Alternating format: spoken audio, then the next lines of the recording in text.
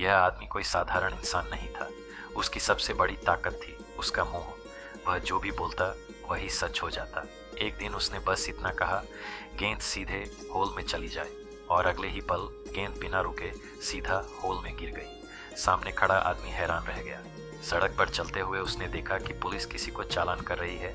उसने धीरे से कहा, चालान खत्म हो जाए, और देखते ही देखते चालान पटकर गायब हो गया। एक दिन एक अजनबी अपनी खोई हुई बिल्ली के लिए परेशान था। आदमी ने कहा, बिल्ली खुद घर पहुंच जाए, और कुछ ही सेकंड में बिल्ली अपने घर लौट गई। यहाँ तक कि जब वह लिफ्ट में फंस गया, उसने बस कहा, फायरमैन आ जाए, और तुरंत मदद पहुंच गई। अब उसके लिए कुछ भी नामुमकिन नहीं था।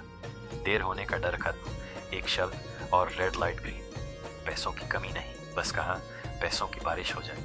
लेकिन इस ताकत के साथ उसके दिल में एक बड़ी इच्छा भी थी, दुनिया में शांति हो। उसने एक दिन यही इच्छा मांग ली, और फिर सब कुछ बदल गया।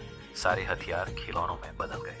तोप अब तोप नहीं रही, बल्कि एक छोटी नीली खिलौना बन गई। न्यूक्लियर सबमरीन अब हजारों लाल रबर डक्स बन गई। सैनिक जो पहले लड़ते थे अब जोकर बनकर लोगों को हंसाने लगे।